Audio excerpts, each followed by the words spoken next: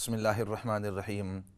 تو بریک سے پہلے میں عرض کر رہا تھا کہ اللہ رب العزت نے سیدنا عیسیٰ علیہ السلام کو مختلف معجزات نصیب کیے، اور باقی انبیاء علیہ السلام کو بھی اللہ رب العزت نے مختلف قسم کے معجزات نصیب کیے۔ اور جیسے میں عرض کر رہا تھا کہ معجزہ اس کو کہتے ہیں کہ وہ چیز جو انسانوں کو، جنات کو عاجز کر دے، کہ انسان جو ہے وہ اب اس کے بس کے اندر نہیں ہے کہ وہ اس طرح کے کام کرے۔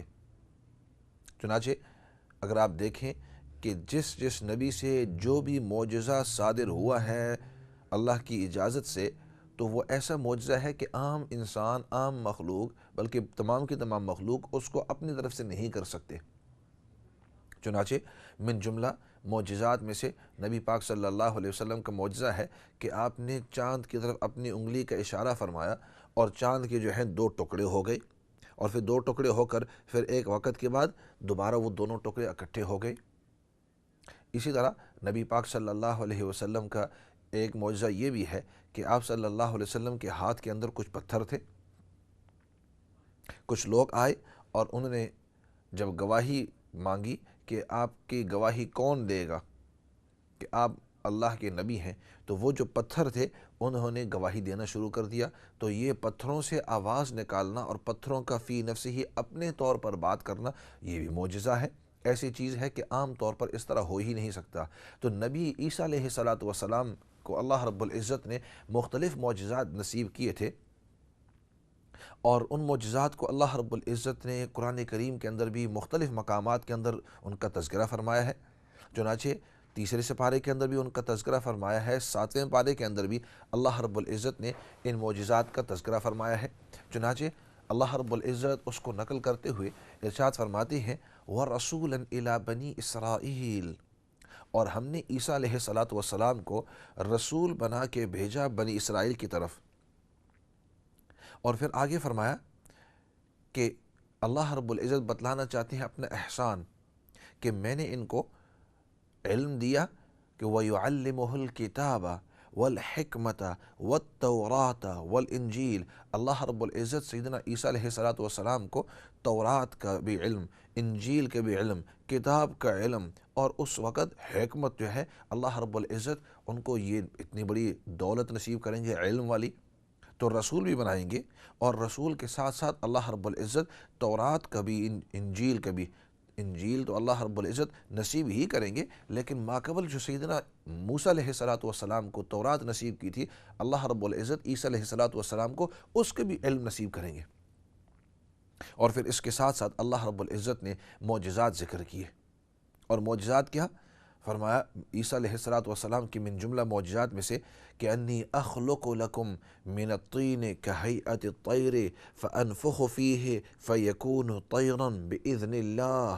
فرمایا کہ میں ایک مٹی کو لیتا ہوں، مٹی کو اٹھا کر اس میں سے اس مٹی کو اکٹھا کر دیتا ہوں، اور مٹی میں پرندہ ایک بناتا ہوں، پرندے کی شکل کہیئت الطیر، طیر پرندے کی شکل جیسے بنا دیتا ہوں، اس کا پورا جسم جیسے بنا دیتا ہوں، اور پھر اس پرندے کے جسم کو میں اٹھاتا ہوں مٹی سے بنا کر، فَأَنفُخُ فِيهِ، اس کے اندر میں پھونک مارتا ہوں، فَيَكُونُ طَيْرًا بِإِذْنِ اللَّهِ، پھر اچانک وہ اڑنا شروع ہو جاتا ہے، وہ پرندے کے اندر روح آ جاتی ہے اور وہ پرندہ اڑنا شروع ہو جاتا ہے اللہ کی اجازت سے۔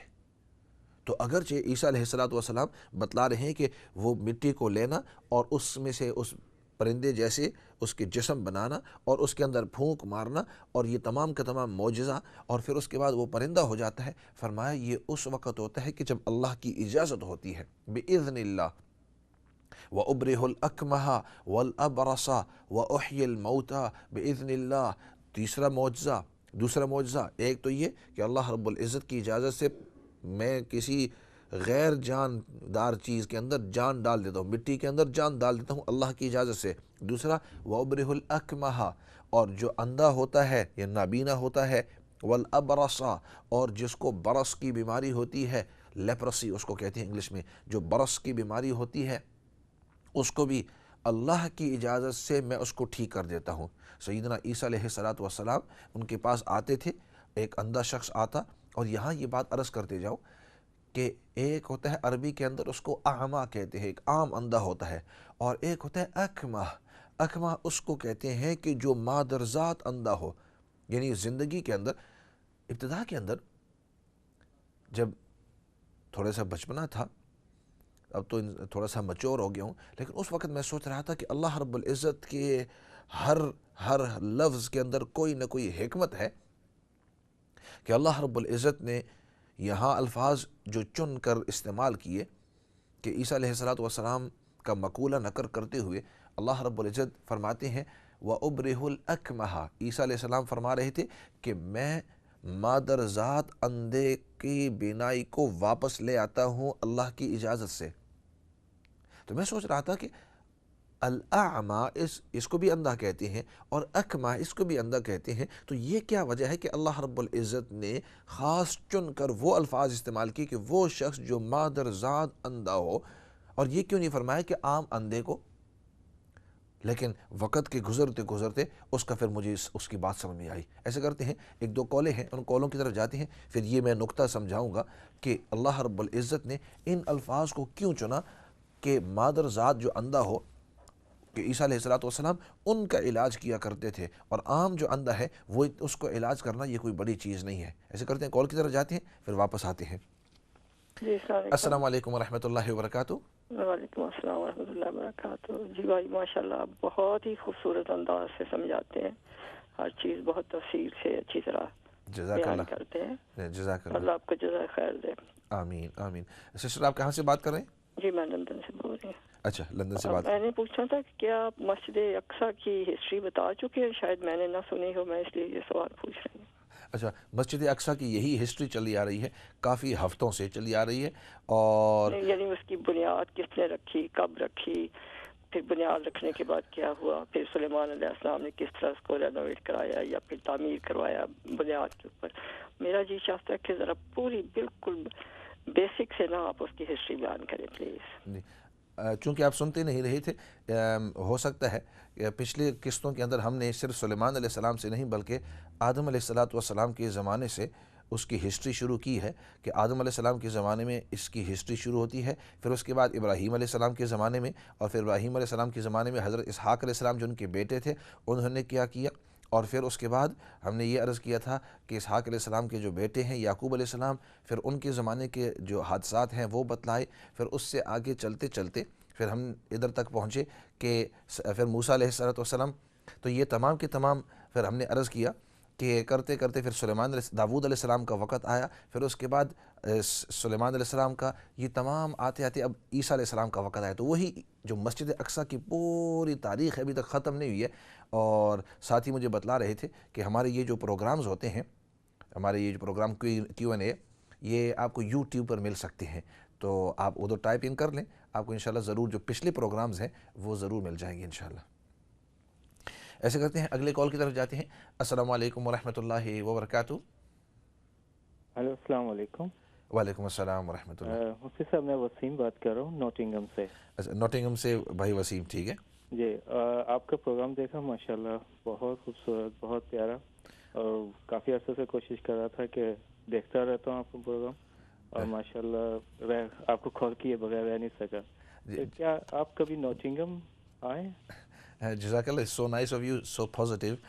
بس آپ دعائیں کرتے رہیں، اور اللہ رب العزت ہم سب کو استقامت نصیب فرماوے، اللہ رب العزت ہم سب کو اخلاص نصیب فرماوے۔ آپ اور کا کوئی کانٹیکٹ مل سکتا ہے مجھے؟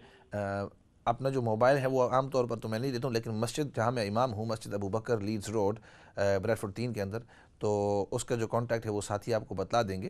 تو اس کے اندر عام طور پر یہ ہوتا ہے کہ عشاء کی نماز کے بعد جن دنوں کے اندر میں یعنی ٹی وی پر نہیں ہوتا ہوں، منڈے اور ٹیوزڈے تو ہمارا پروگرام ادھر ہوتا ہے، لیکن جن دنوں میں ٹی وی پر نہیں ہوتا ہوں تو ادھر آپ کانٹیکٹ کر سکتے ہیں۔ تو نارملی ادھر ہم بیٹھتے ہیں، جس کو بھی کوئی سوالات جوابات کرنے ہوں یا کوئی پرائیویٹ بات کرنی ہو، ادھر یہ موسٹ ویلکم جی انشاءاللہ۔ تو مسجد ابو بکر، اور ہمارے جو اسٹوڈیو کے وہ ساتھی ہیں وہ آپ کو نمبر دے دیں گے، ویسے بھی ویب سائٹ کے اوپر یا گوگل اگر آپ کر لیں تو آپ کو مل سکتا ہے انشاءاللہ۔ ایسا کرتے ہیں اگلے کو۔ جزاک اللہ، یہ تھے بھائی وسیم، ہی was been very very positive, اور بہت ثبوتی انداز کے اندر بات انہوں نے کی۔ اچھا، اگلے کالر کی طرف جاتے ہیں۔ السلام علیکم جی۔ وعلیکم السلام ورحمۃ اللہ وبرکاتہ۔ بھائی میرے آپ سے 2 کوشچن ہیں. ضرور سسٹر، آپ کہاں سے فون کر رہے ہیں؟ جی میں یہی لندن سے بات کر رہی ہوں. اچھا، لندن سے بات کریں، ٹھیک ہے. بھائی ایک تو میرا کوشچن ہے میری بیٹی کے حوالے سے کہ اس کے میاں کا ابھی تک ویزا نہیں لگا. کچھ پڑھنے کے لیے پڑھتی وہ بہت کچھ ہے. بیٹی کے پڑھنے کے لیے، جی ہاں. ہاں وظیفہ کہ اس کا میاں جلدی آ جائے اور اس کے حق میں اچھا ہو، تھوڑا ٹھیک. لڑتا جھگڑتا بھی ہے، تو کچھ پڑھنے کے لیے بتایا. اور نمبر 2 بھائی میرے والد صاحب کی جائیداد ہے، تو بھائی کہتے ہیں کہ بہنوں کو حصہ نہیں دینا. ٹھیک تھی، وہ کیوں نہیں دے رہے؟ وجہ کیا ہے؟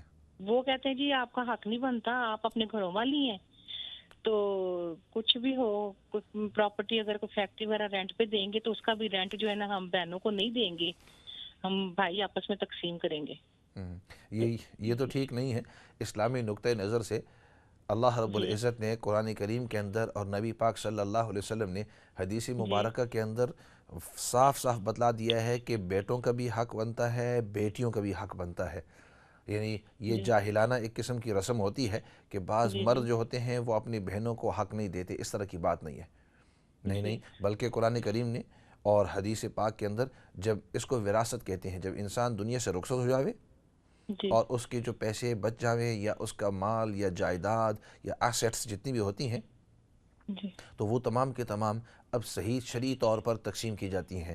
تو جو شخص فوت ہوا ہے اس کی بیوی کا بھی حق ہے، اس کے ماں باپ جی اگر ہیں تو ان کا بھی حق ہے، اس کے اولاد ہے تو ان کا بھی حق ہے. تو یہ پورا سسٹم نظام ہے، پورا نظام ہے، اور پورا اس کو فرائض کہتے ہیں، وراثت ہے. تو بالکل بہنوں کا حق ضرور بنتا ہے. اگر بھائی نہیں دیں گے اور انہوں نے وہ حق لے لیا ہے بہنوں سے، تو اگر دنیا کے اندر آپ ان سے نہیں لے سکے تو قیامت کے دن ان کی ضرور پکڑ ہوگی. تو وہ حق ٹھیک ہے.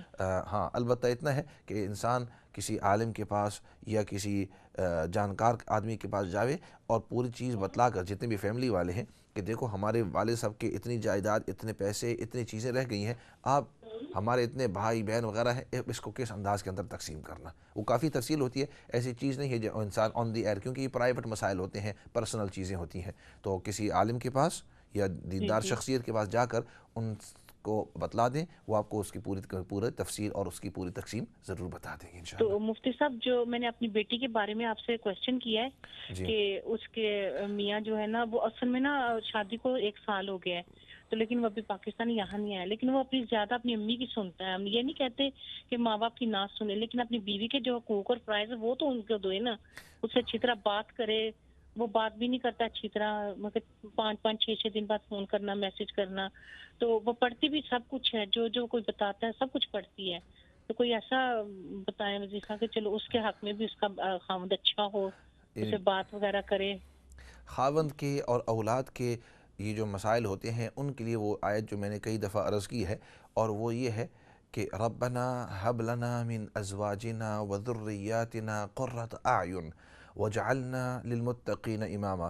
یہ 19ویں سپارے کے یہ 4تھے رکوع کے اندر یہ آیت آپ کو ملے گی، اور جتنا ہو سکے اس آیت کی تلاوت کیجئے.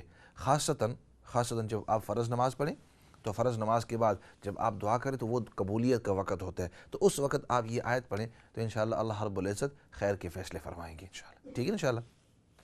ایسے کرتے ہیں اگلی کال کی طرف جاتے ہیں. السلام علیکم ورحمۃ اللہ وبرکاتہ.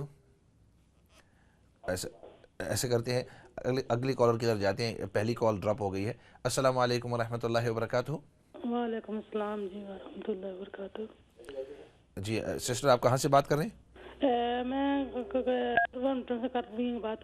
کہاں سے بات کر رہے ہیں؟ ولورہمپٹن سے. ولورہمپٹن، سوری جی. اچھا ہاں جی. اچھا، آپ کیا فرمائیں گے؟ میں فرماندی ہوں، میں مولا صاحب نے گل کرنی سی. میں بات کر رہا ہوں. اچھا ٹھیک ٹھاک ہو؟ الحمدللہ، اللہ کا شکر ہے. میں سنا ایوری ڈے پروگرام سے تقریبا نہیں ہوں ماشاءاللہ، آپ کو سنایا. اچھا میں گل پوچھنی سی کہ اپنے بیٹے نے بارے وچ. جی ضرور پوچھو. 4 سال ہو گئے میں بیٹے نے رشتہ کیا سی اپنی بھن نے کروں. 4 سال ہو گئے، کیا ہو رہا ہے؟ آپ ایسے کرو، فون اپنے قریب رکھو، جو پیچھے ٹی وی کا آواز ہے اس کو ذرا ہلکا کر دو. 4 سال ہو گئے سو میں اپنے بیٹے نے بارے گل پوچھنی سو. پوچھو. تو اس نے میں رشتہ میں اپنی بھنوں نے بیٹی نہ کرنی چاہنی سو. تو ٹھیک. وہ پھر کوئی جانا مکر گیا، اسے میں نہیں کرنا ہوئی. ਫਿਰ ਮੈਂ ਚਲੋ ਜਨਾ ਫਿਰ ਮੈਂ ਰਿਸ਼ਤਾ ਮੈਂ ਫਿਰ ਛੱਡ ਦਿੱਤਾ। ਫਿਰ ਇਸ ਆਪ ਨੂੰ ਆਇਆ ਮੈਂ ਕਰਨਾ ਹੋਏ ਆਪਣੇ ਮਾਮੂ ਨੇ ਘਰੋਂ ਕਰਨਾ ਹੋਈ ਆਪ ਉਹ ਆਖ ਕੇ ਆਇਆ ਸੀ। ਹੁਣ 3 ਸਾਲ ਹੋ ਗਏ ਵਾਪਸ ਆਇਆ ਤਾਂ ਹੁਣ ਮੈਂ ਉਸकी ਆਖਣੀਆਂ ਤਾਂ ਮੰਨਦਾ ਨਹੀਂ, ਪਤਾ ਕੀ ਗੱਲ ਹੈ। ਬਸ ਇਹ ਆਣਾ ਮੈਨੂੰ ਨਹੀਂ ਪਤਾ ਮੈਂ ਕੀ ਮੰਨਦਾ। ਮੈਂ ਤਾਂ ਆਪ ਆਖੀ ਤਾਂ ਆਇਆ ਸੀ ਮੇਰੀ ਕਰਨੀ ਹੈ ਸ਼ادی ਤਾਂ ਹੁਣ ਤੂੰ ਕੀ ਮੁਕਰਨਾ है भाई तो कोई इसमें बारे में की जरा कोई दसो। चलो ठीक है, अब ऐसे करें, अब देखते रहें और सुनते रहें तो इंशाल्लाह मैं ज़रूर इसका जवाब दे दूँगा इंशाल्लाह। नाम है सवकार अली। ठीक है इंशाल्लाह, ठीक है इंशाल्लाह। अच्छा ये जो सिस्टर हैं, ये सिस्टर जो हैं ये पूछ रही थी कि बेटे की शादी, और ये बहुत अहम सवाल है और इसकी तरफ मैं लिसनर्स की तवज्जो दिलाऊंगा, फिर अपना जो असल मौजू है उसकी तरफ वापस आऊँगा।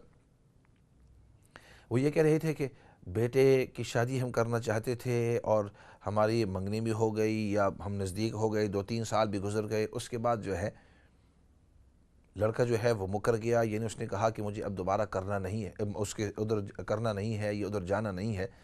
इस किस्म के मसाइल ख़ासतन आजकल के दिनों के अंदर बहुत ही पेश आते हैं और उसकी असल वजह और इब्तदाई वजह ये हुआ करती है कि शुरू में जब हम शादी की बातचीत करते हैं तो उस वक़्त बच्चे ये समझते हैं कि अब जैसे वालिदैन ने कहा ऐसे ही हमें करना होगा, मेरा दिल उधर है या नहीं है, मेरा दिल उधर हो या ना हो, जैसे वालिदैन ने कहा उस तरह ही करना होगा, और अगर उस तरह नहीं किया तो वालिदैन भी नाराज़ हो जाएंगे, रिश्तेदार भी नाराज़ हो जाएंगे, मैं अकेले हो जाऊंगा।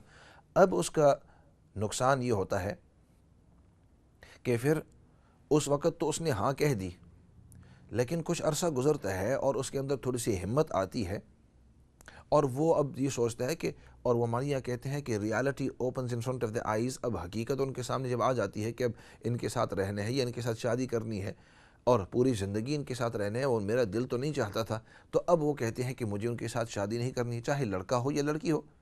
लड़के भी इस तरह करते हैं, लड़कियाँ भी इस तरह करती हैं, दोनों बराबर हैं।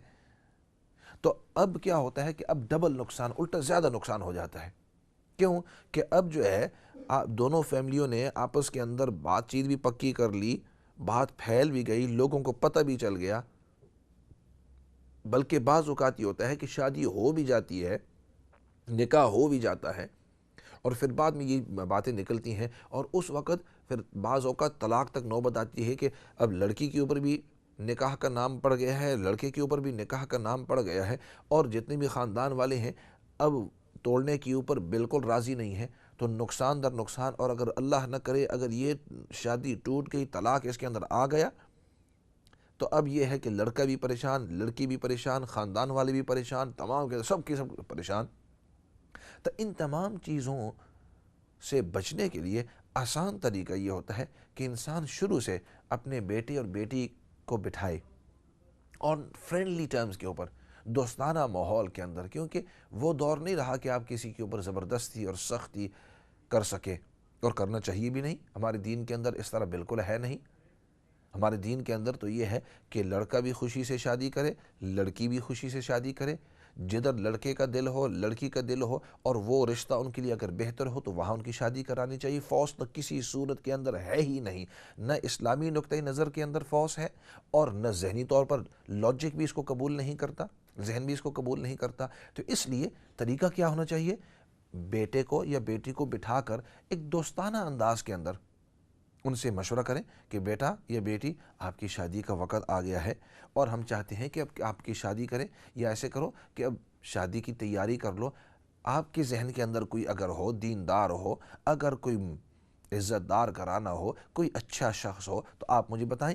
लड़का हो तो लड़के से पूछें, लड़की हो तो लड़की से पूछें। ऑफ कोर्स अदब के दायरे में, पलाइट होकर, रिस्पेक्ट के अंदर, उनकी और अपनी जो डिग्निटी है, अपनी इज़्ज़त, उन आबरू उनको मद्देनज़र रखते हुए इंसान उनसे पूछे, वालिदैन होने की हैसियत से, या चाचा या चाची या मामू मामी वगैरह, आप उनको जाकर ये बातें पूछें और बिठाएं और माहौल इस तरह रखें। ख़ासतन हमारे जो बच्चे जब 19, 20, 21, 22, 23 साल के हो जाते हैं तो उस वक़्त उसको दोस्ताना माहौल, प्यार मोहब्बत के अंदाज़ के अंदर उनको अपनी यहाँ बिठावें और खुलकर मैच्योर तरीके से उनसे बातचीत करें। और ये याद हमें रखना चाहिए कि ज़रूरी नहीं है कि हम अपनी फैमिलियों ही के अंदर शादी करें। ہمارے بڑوں کی ذہنیت، اور اس وقت وہ بات چلا کرتی تھی اور بہت چلتی تھی، اور ہو بھی گئے ہیں ہزاروں ہزاروں ہزاروں اس طرح خاندان جو ہیں انہوں نے اپنے چاچا کے گھر کے اندر یا ماموں کے گھر کے اندر یا پھوپھی کے گھر کے اندر یا خالہ کے گھر کے اندر خالہ کے بیٹی کے ساتھ شادی کی ہے، یا خالہ کے بیٹے کے ساتھ شادی کی ہے، یا ماموں کے بیٹے یا بیٹی کے ساتھ شادی کی ہے۔ اس طرح کے ہزاروں اب بھی ہوئے ہیں، اس سے پہلے بھی ہوئے ہیں اور ہوتے بھی رہیں گے۔ لیکن نبی پاک صلی اللہ علیہ وسلم نے اپنی شادیوں کے اندر، اپنے نکاح کے اندر ہمیں ایک عجیب یہ سبق سکھایا ہے، اور وہ یہ کہ اپنے رشتہ دار کے اندر بھی نبی پاک صلی اللہ علیہ وسلم نے نکاح کیا ہے، لیکن اپنے رشتہ داروں سے ہٹ کر بھی شادی کی ہے۔ بلکہ اگر آپ دیکھیں، اور یہ نبی پاک صلی اللہ علیہ وسلم کی جو شادیاں تھیں، مختلف جو شادیاں آپ صلی اللہ علیہ وسلم نے کی تھی، تو ہر ایک کے اندر بعد میں آنے والے مسلمانوں کے لیے ہر ایک کے اندر سبق تھا، ہر ایک کے اندر سبق تھا۔ تو مثال کے طور پر حضرت خدیجہ رضی اللہ تعالیٰ عنہا کے ساتھ شادی فرمائی آپ صلی اللہ علیہ وسلم نے۔ اس وقت آپ صلی اللہ علیہ وسلم کی عمر مبارک تقریباً 25 سال کی عمر تھی، اور سیدنا خدیجہ رضی اللہ تعالیٰ عنہ ان کی عمر تقریباً 40 سال کی عمر، اور خدیجہ رضی اللہ تعالیٰ عنہ اس وقت بیوہ تھی، پہلی ان کی شادی ہو چکی تھی اور وہاں سے طلاق ہو چکی تھی۔ تو نبی پاک صلی اللہ علیہ وسلم نے ہمیں یہ سکھایا کہ اپنے سے اگر بیوی کی عمر بڑی ہو، بہت زیادہ بڑی ہو، کوئی بات نہیں۔ نبی پاک صلی اللہ علیہ وسلم 25 سال کے تھے، اور آپ صلی اللہ علیہ وسلم کی بیوی زوجہ مطہرہ حضرت خدیجہ رضی اللہ تعالیٰ عنہ کی عمر اس وقت 15 سال کا فرق، 15 سال کا فرق، اس میں کوئی مسئلہ نہیں ہے۔ اور پھر آپ صلی اللہ علیہ وسلم کے ساتھ، اور آپ صلی اللہ علیہ وسلم کو ان کے ساتھ جتنا پیار، جتنا محبت، جتنی بہترین ازدواجی زندگی گزاری، ان کے ساتھ کسی اور بیوی کے ساتھ اس طرح نہیں گزاری۔ تو اس سے ہمیں یہ بھی سکھایا، حالانکہ آپ صلی اللہ علیہ وسلم کے قریبی رشتہ دار بھی نہیں تھی۔ اور پھر دوسری طرف دیکھیں تو آپ صلی اللہ علیہ وسلم نے اپنی جو کزن تھی ان کے ساتھ بھی شادی فرمائی، اور پھر دوسری طرف دیکھیں تو آپ صلی اللہ علیہ وسلم نے اپنے جو دوست تھے ان کی بیٹی، اپنے دوست ابو بکر صدیق رضی اللہ عنہ ان کی بیٹی کے ساتھ شادی کی، اپنے جو دوسرے قریبی دوست تھے عمر رضی اللہ عنہ ان کی بیٹی کے ساتھ شادی کی۔ اس سے پتہ چلا کہ اپنے جو دوست ہیں ان کی بیٹیوں کے ساتھ بھی آپ شادی کر سکتے ہیں۔ پھر بعض اوقات یہ بھی ہوا کہ آپ صلی اللہ علیہ وسلم نے 9 مسلمہ کے ساتھ بھی شادی کی۔ حضرت صفیہ رضی اللہ تعالیٰ عنہ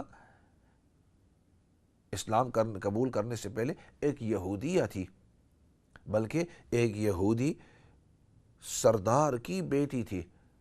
واقعہ اس طرح ہوا، جنگ کا میدان، اور آپ صلی اللہ علیہ وسلم کی یہاں جو اس وقت کی باندیاں تھی وہ آئی، آپ صلی اللہ علیہ وسلم نے ان کو آزاد کیا اور ان کے ساتھ شادی فرما لی۔ تو یہ نہ کوئی رشتہ دار تھی، اپنے علاقے سے بھی نہیں تھی، بلکہ ایک یہودیہ تھی، انہوں نے اسلام قبول کیا، نبی پاک صلی اللہ علیہ وسلم نے ان کے ساتھ شادی کر لی۔